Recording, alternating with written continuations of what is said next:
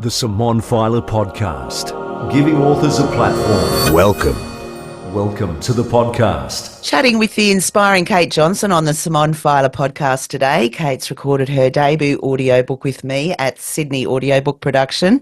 It's called From Hell to Hope. It's available online right now for you to listen to at all leading online audiobook retailers.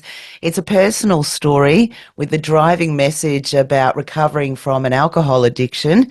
Kate has a passion for storytelling, and I can tell you, after being the first to hear her audiobook, she is very good at her passion. Welcome to the podcast, Kate Johnson. Hi, Simone. Thank you. Thank you so much for having me today. My pleasure. Good to talk to you finally face to face, well, even via Zoom, I guess. Yeah. So first up, how was your experience working with me to create your audiobook, Kate? Look, it was all really seamless. I think from the first email I sent, I got a really prompt response. Everything was clear. I quickly booked in time. It all happened within a week or two. Went to Sydney. Everyone there was fantastic. Went through the process. And then obviously after that, as I said, the communication was always really strong. And everything, all the steps were really clear and all the instructions. And I definitely couldn't have done it on my own. So I'm really grateful that you took me through that process. Yay. Well, congratulations. You're now a published author. And how does that feel? It feels good. It was at first it's sort of daunting, especially when you share something so personal, to think that it's going to be out there in the world for anyone to see. But I think at the end of the day, if someone reads it and resonates with something, or it triggers something in them to maybe get help if they're struggling, then I feel like I've done a good thing and it was all well worth it. Yeah, excellent. Well, it's a stark insight into how far down you actually became when you were dependent on alcohol, and an absolute roller coaster ride managing the addiction to the final shining light at the end of it all. Anyone with addictions, possibly even people without them, will resonate, I reckon, listening to your journey. But the number one thing, I reckon, is that they will see a way out, and you've definitely proved that. By being sober. How long have you been sober for now? So I've been sober 3 years in October. I went to a rehab facility just over 3 years ago, and that really changed everything for me. But I did have a relapse about 4 months out of rehab, and that lasted 2 or 3 weeks, and it was just a nightmare. And at the end of that, I think I needed that relapse to sort of hit my rock bottom again, but to make me realise that I couldn't live that way anymore. And so even though rehab didn't cement my sobriety, it definitely planted the seed of what life could be like without alcohol. Mm. So after the rehab stint and probably after you did that relapse, what were some of the strategies that you used that you think finally put you on the road to sobriety? Look, early days, it was just getting through hour to hour. Like, I couldn't think about anything else. I just had to focus in the moment and count down the hours until I could go to bed and go, that was another day without alcohol. After a few weeks of it, I started to realise I needed to put things in place to improve my life, because the thing with alcoholism is it's all consuming. So all my time went into, moving money around, buying the alcohol, hiding the alcohol, drinking the alcohol, getting rid of all the empty bottles, and then doing it again all the next day. So it's a full-time job trying to maintain this unsustainable life.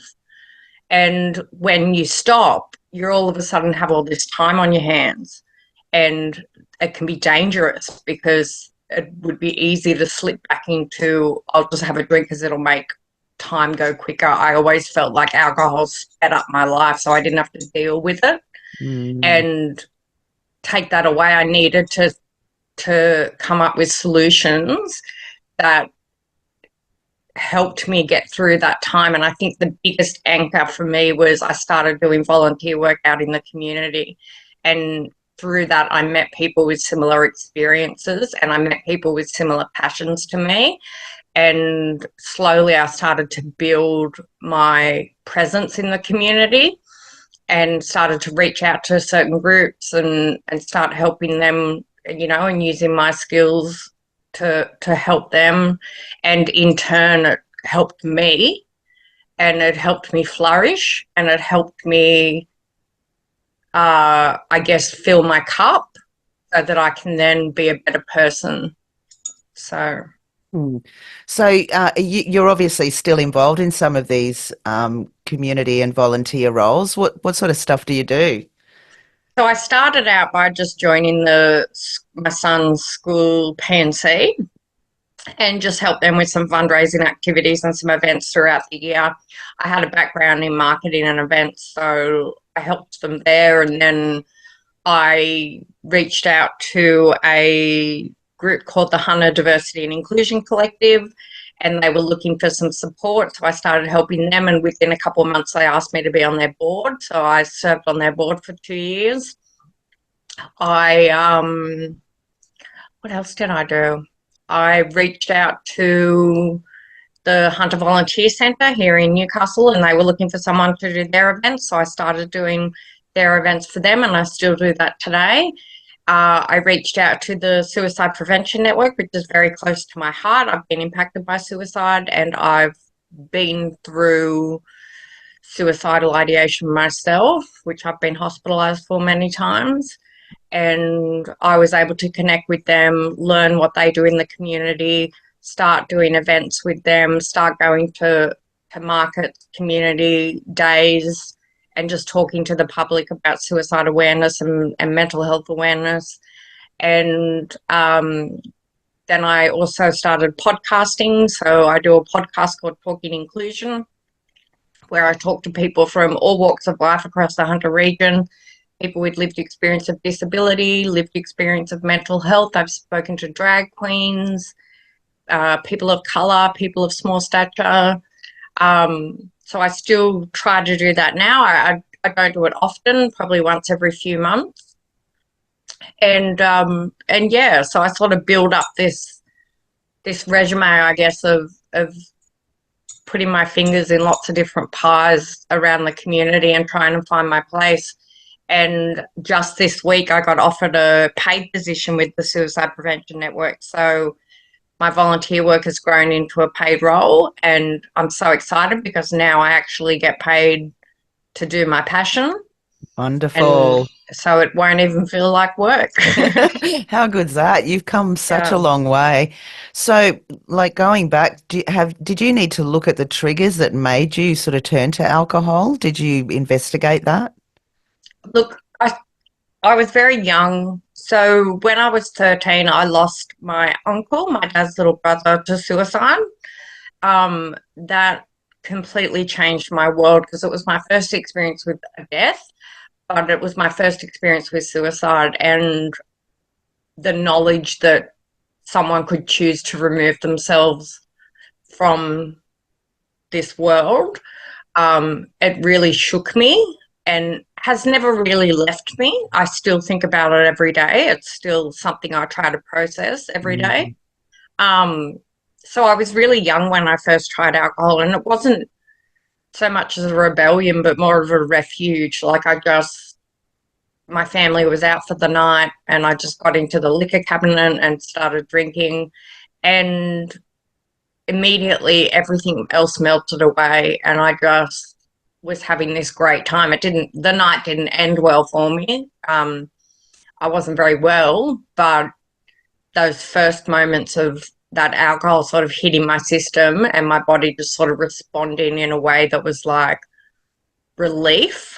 And that continued. So I started drinking really quite young, and then it became a thing on the weekends. I would try to get alcohol, and it just became part of what I did and what I chased.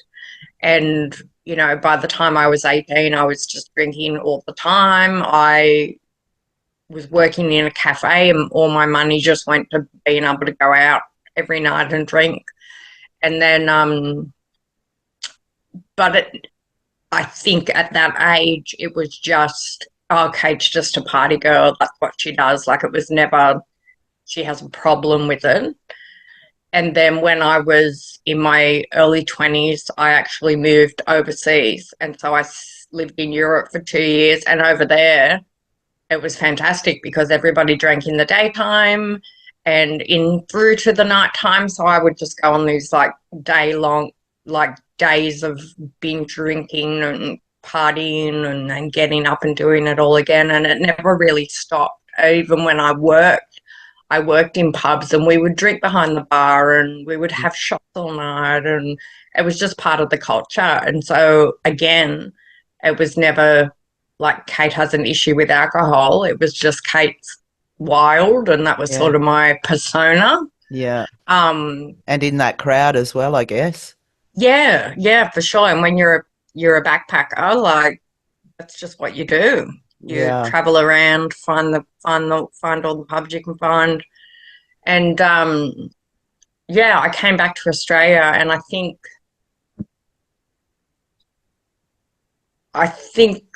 the reality of it all sort of set in that I was dependent on alcohol.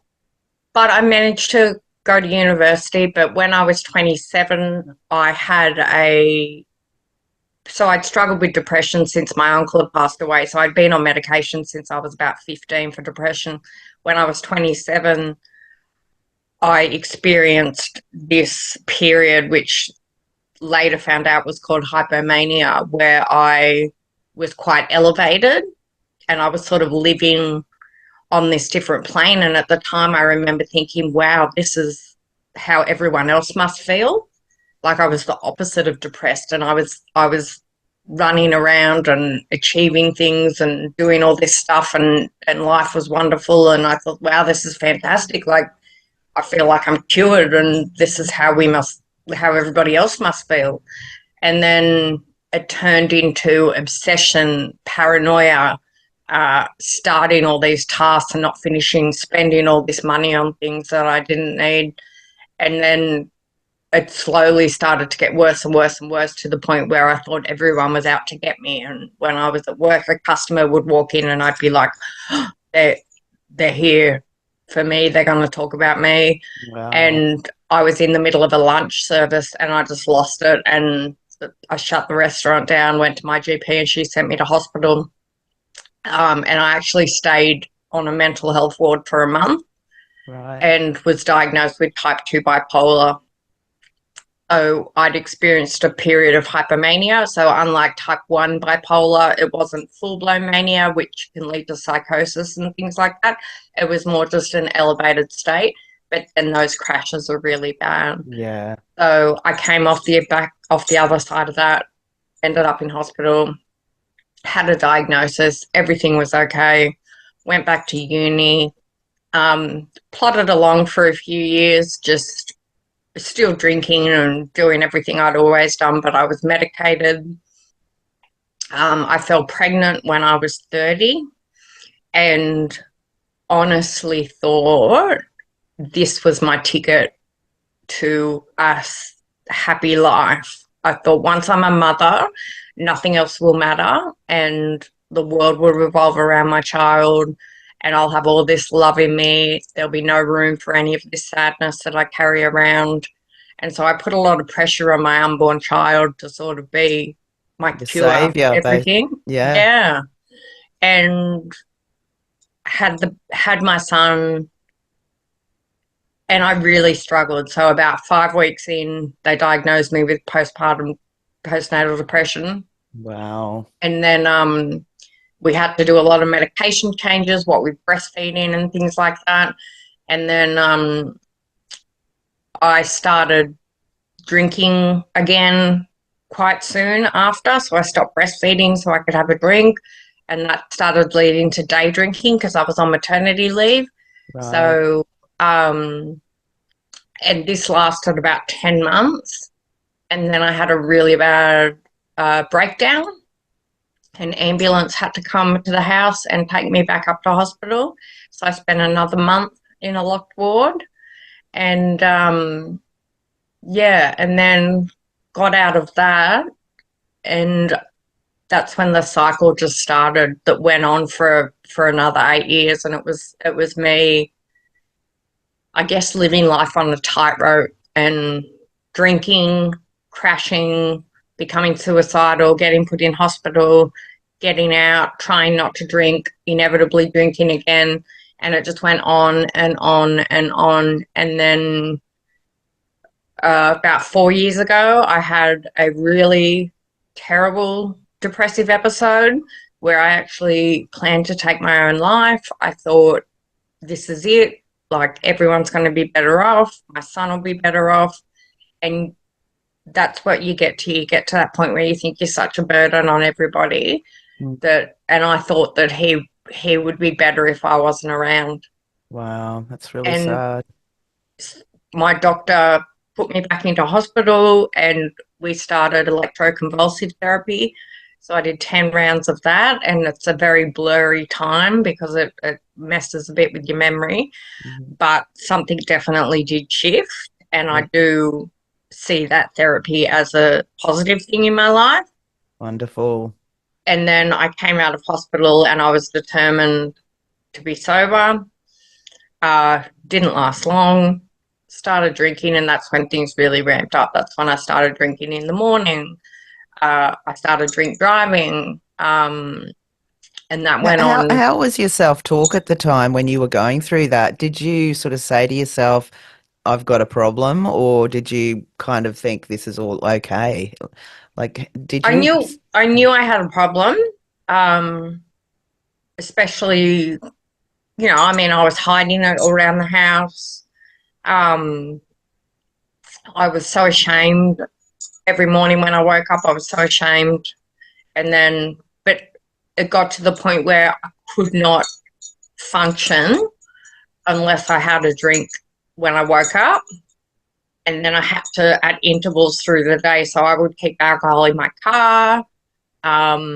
So when I was at work, every hour I could go out to the car park, have a sneaky sip, and then go back to work. And then one day my boss saw the wine on my front seat and came into my office and said, look, if you're going to drink at work, we can't help you.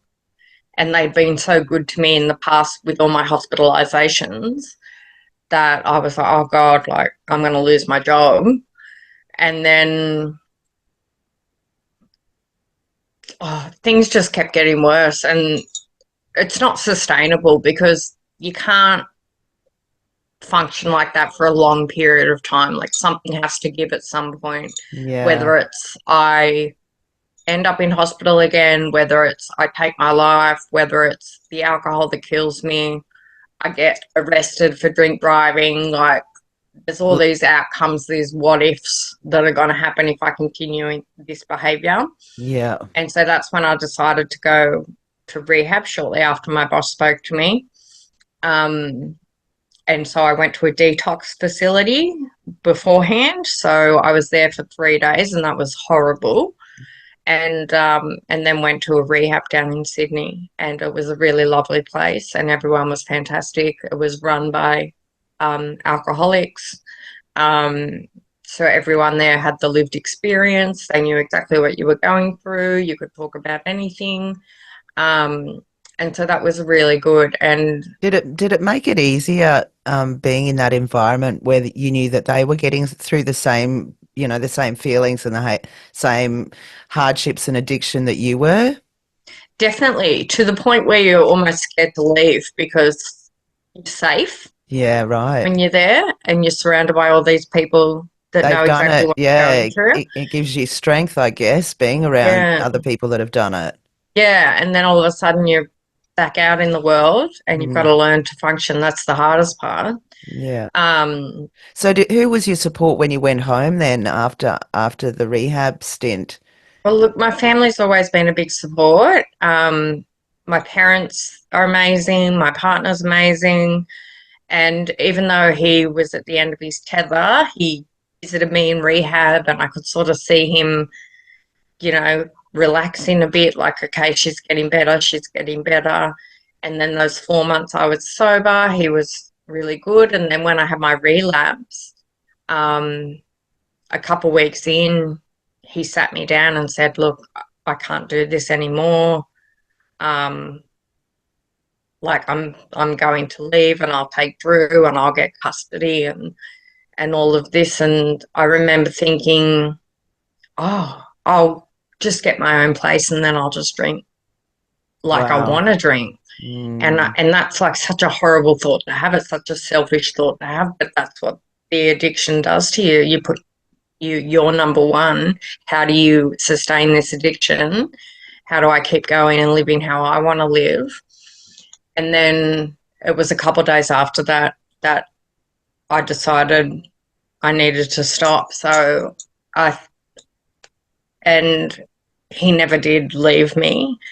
He stuck by me, and I'm so glad he did, because we were able to mend our relationship fully.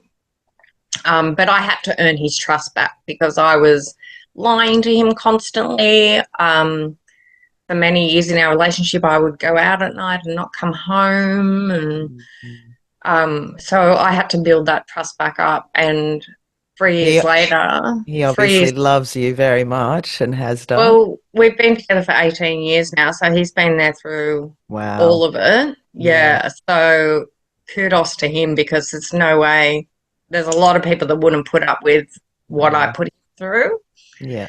And he's amazing. And so your relationship now must be rock solid now that you're sober, and obviously you can co-parent with him now, whereas before when you were drinking you probably wouldn't have been parenting the best way you possibly could have been. Exactly. Yeah, we are really solid. And my relationship with my son is amazing. And it's funny, because when he was little and I used to drink, I used to think it made me a better mother, because I could tolerate things better after a couple of drinks. And but now, like, I would burn dinner every night. I mean, I've got scars all over my hands from not being able to cook properly. And I just hope... So he would have been 8 years old when I got sober, and I just don't know how much he remembers, and I don't know whether that's going to come out when he's a bit older, if he'll remember things. But as far as our life is now, he knows that I don't drink alcohol. It's not something that's in our house. Well, he would have seen the strength. He, even though he was young, he would have known that there was issues, obviously, if it was chaotic at your place. But you making that decision and turning it around and saying, right, I've got the choice to become sober, obviously has instilled something good in your son, to see that you had the strength, firstly, to make that decision, and obviously the wherefore to keep going, being sober now for 3 years. Yeah, I do hope he sees that, and one day he'll be able to listen to my audiobook when he's a bit older and understand what I've been through. And yeah, like even when I got this new job, he was like, oh yeah, you'll make heaps more difference in that job. Like he's got that thought of being able to help people and everything like that. He's very empathetic. So I do hope he gets all that good stuff from it and doesn't have any bad memories of pre-sober. Yeah. Yeah, well, I guess time will tell, and now you're in a much better position to nurture him through that and explain that you were going through a dark time, and hopefully with your relationship now and with your partner, that it's full of love, and it will set him on a better path, I guess, than what it would have done had you have not stopped drinking, because the way you're going, you could have potentially not even been here for him. So yeah. But you've come so far along, and I said congratulations on your new gig. That's amazing. But I saw on LinkedIn that you've been doing some filming for the Voices Project. Tell us about this. So the Voices Project was a collaboration between the Suicide Prevention Network and a youth group, and it was all interviews with people with lived experience. And look, it's on YouTube now. It did premiere at the cinema here in Newcastle last week. Fantastic. Was really well received. So if you have an hour to spare, I definitely recommend you go and watch it. It's called The Voices Project. People with lived experience of suicide, people who have lost loved ones, people who have themselves had made attempts on their life. And it's a really interesting film to How did you get see. involved with that? So I got involved through my volunteer work. I got an email just asking if it's something I would be interested in, and I just jumped at the chance. I thought it sounded fantastic. Yeah, and there's some really amazing people in it. So I'm really proud of that. And I hope it helps people because it does highlight what support is out there. I think a lot of people don't know where to turn, but so many people are affected by mental illness, and I hate that it still has a stigma, and I hate that especially men don't share how they're feeling. I just, wish everybody realised that all you've got to do is talk to someone, anyone, doesn't have to be a medical professional, just someone that you trust and someone that's going to support you, and then build from there and build a network of people around you that are going to lift you up, because you can't do it by yourself, but you do need to take that first step, and it's so important if you're struggling to just put your hand up and say, look, I'm not feeling well. Lifeline, Sane, Headspace, like there's so many places out there that can help you. I just don't want anyone to feel alone, because I know it is very lonely and it does feel like there's no way out sometimes, but there really is. There really is a way out. You've just got to use your voice. Yeah. I've in the past also been through some issues and called Lifeline. I know that they're incredibly helpful when you feel like you've got nobody to talk to, because a lot of people think, I don't want to tell my parents, or I don't want to tell my partner, and I don't want to tell my friend. I don't want them thinking anything bad about me. And that can be a very lonely place. So just picking up the telephone and calling one of those services that are out there is, highly advantageous. So, but also, I mean, obviously you've been through all of this, but you are remarkable with what you're doing and how far you've come in 3 years. I saw again on LinkedIn you were meeting New South Wales Premier Chris Minns really recently. What was that all about? Oh, he was in Newcastle talking, so I went to watch him talk at the town hall. Yeah, that was a good night. That was a good night. I was hoping it would be a little more robust, the conversation.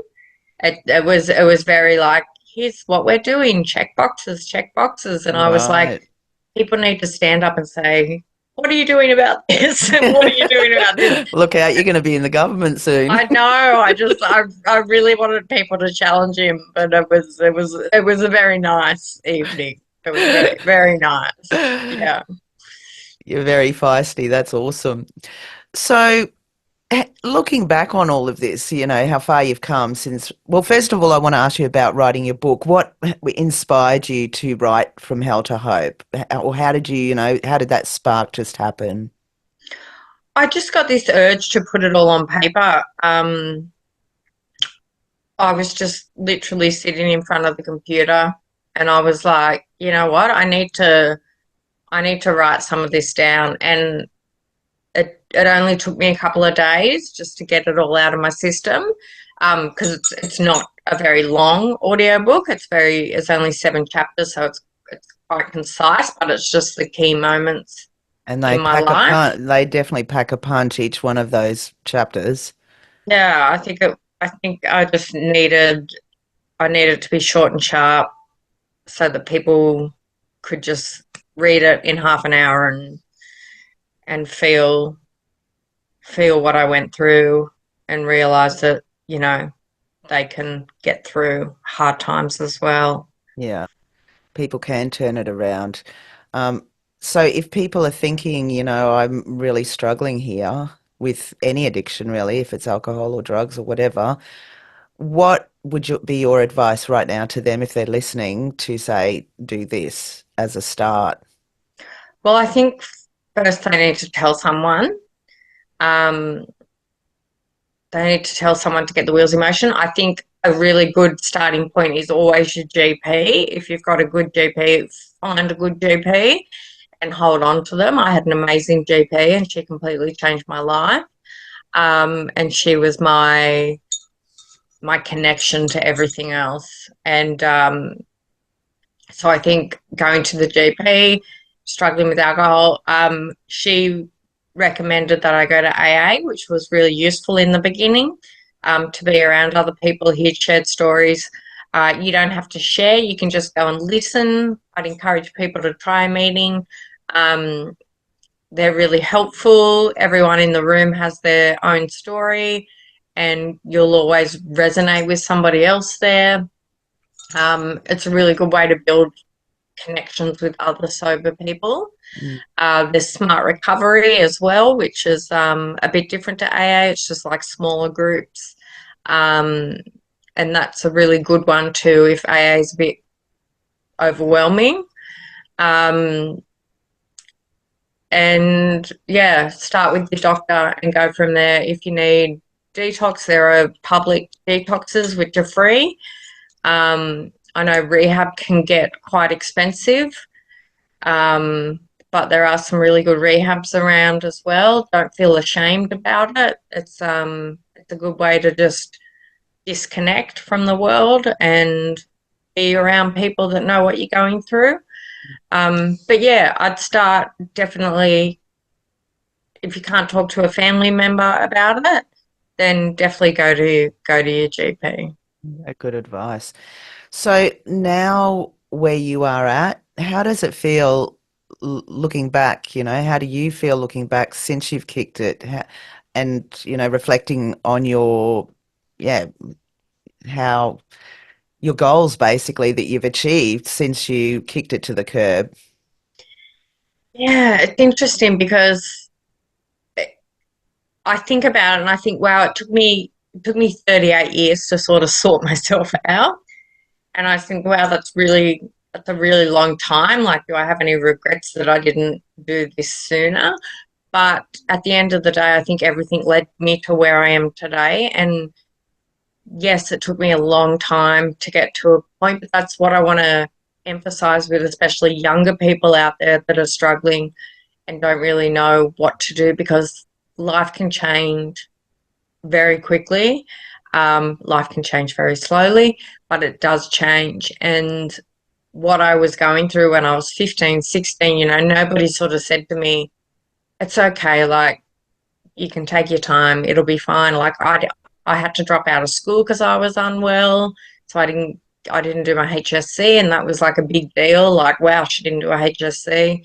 And then I went to uni. I went to uni when I was 27. I graduated when I was 30. Like, I'm going back to uni this year at 42. Awesome. Like, there's no right way. There's no right way to do these things.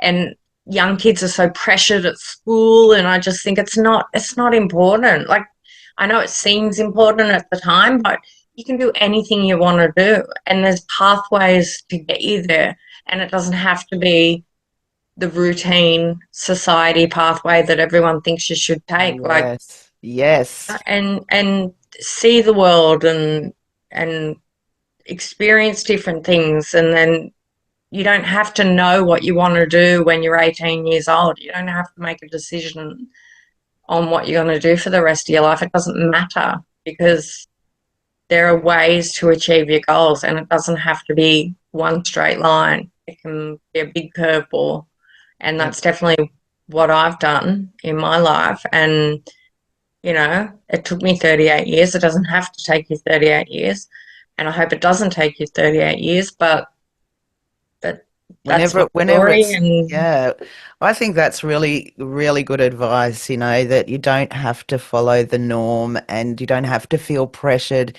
into maybe going to university if you don't really want to at this time.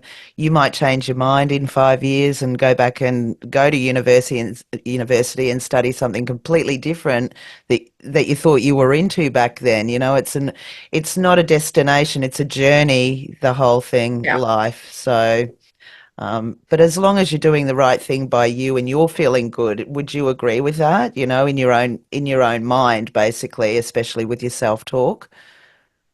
Yeah, I think as long as you're not hurting anybody else and you're looking after yourself at the same time, there's Yeah, no right way.